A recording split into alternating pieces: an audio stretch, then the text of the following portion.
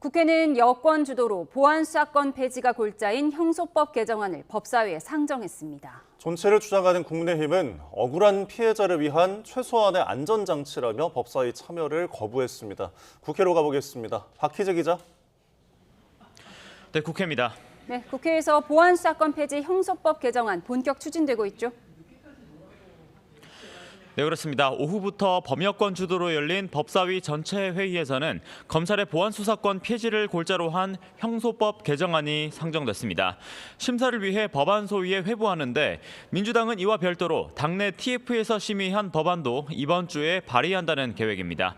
회의에서는 상정된 개정안을 발의한 김용민 의원이 수사, 기소 분리는 내란을 극복하는 과정에서 국민이 확인한 시대적 과제라며 형소법 통과 필요성을 설명했습니다.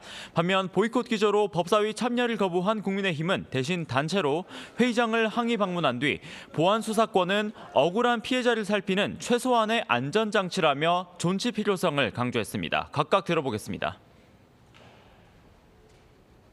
수사와 기소의 분리는 반드시 지켜야 할 대원칙이며 결코 타협의 대상이 될 수 없습니다. 장윤기 사건에서 보듯이 보안수사권 없는 수사기관은 브레이크 없는 폭주기관차가 될 수 있습니다.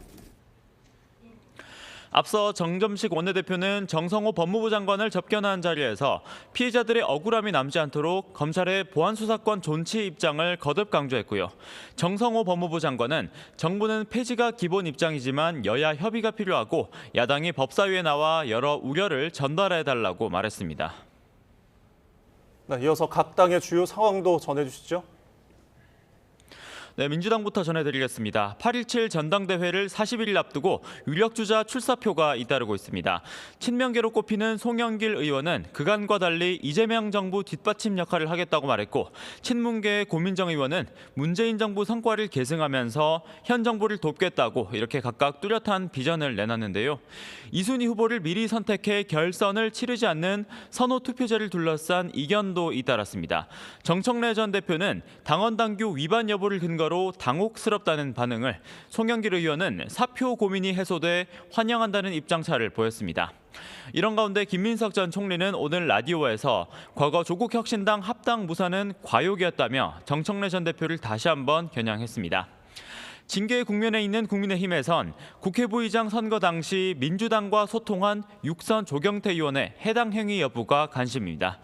조경태 의원은 조금 전 기자회견에서 내란 프레임에 따른 지방선거 패배 책임을 지라며 윤리위에 장동혁 대표 출당과 제명을 촉구했는데요.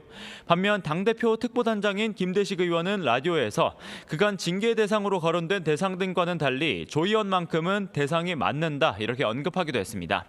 이런 가운데 장동혁 대표는 오늘 인천으로 향해 재선거 요구 집회에 나서는 등 당분간 전국 장외 행보를 예고했습니다.